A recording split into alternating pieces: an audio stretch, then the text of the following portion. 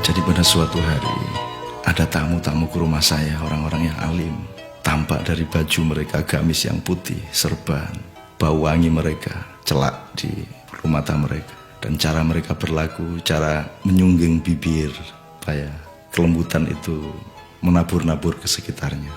Sekitar 7 orang, mungkin ada ulamanya, mungkin ada santrinya, mungkin ada ustadznya, ingin mengundang saya ke sebuah kota pada suatu hari. Kebetulan rumah saya itu tempat mangkalnya orang gila. Jadi orang gila itu merasa aman di rumah saya, baik orang gila yang beneran maupun orang yang dibikin gila oleh masyarakat karena masyarakat melakukannya sebagai orang gila. Singkat kata, saya nggak ngomong tentang orang gila. Singkat kata, ketika tamu-tamu alim saya itu datang, ada anak namanya Nur, seorang wanita sekitar umur 27-28 tahun. Semua orang di kampung mengatakan Nur itu orang gila, orang nggak bener, udah nggak bisa ngomong normal, udah nggak pernah mandi segala macam. Dan kerjaannya setiap hari ke rumah saya. Dan begitu di rumah saya dia bisa ngobrol meskipun tidak selancar orang-orang yang disebut normal. Artinya di situ dia bisa diajak ngomong tentang apa saja. Tapi kotor dia.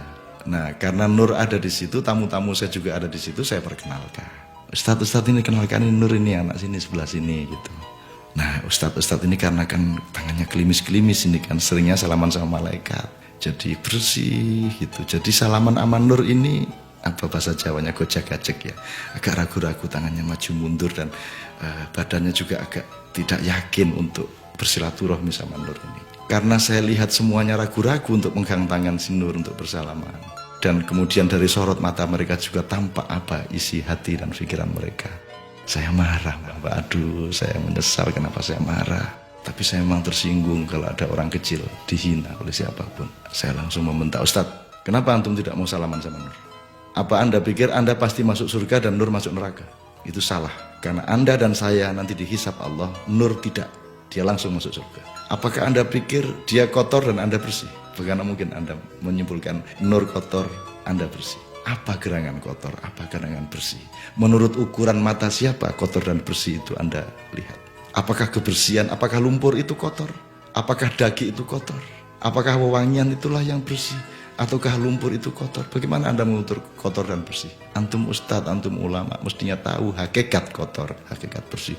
Macam-macam saya ngomong. Intinya saya agak tersinggung kenapa hamba Allah yang dekat dengan Allah ragu-ragu untuk berangkulan, bersalaman dengan hamba Allah hanya karena dia kotor, hanya karena dia tampak gila dan seterusnya.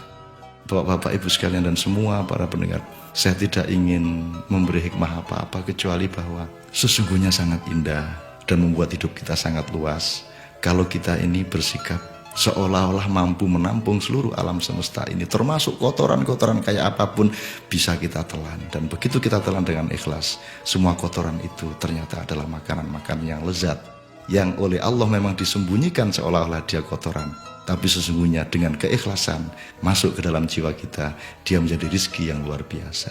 Aku harap Anda semua bisa seluas mungkin membuka pintu-pintu untuk saudara-saudara kita yang kecil-kecil, yang kelihatannya tidak normal, yang kelihatannya tidak punya derajat. Amin ya rabbal alamin.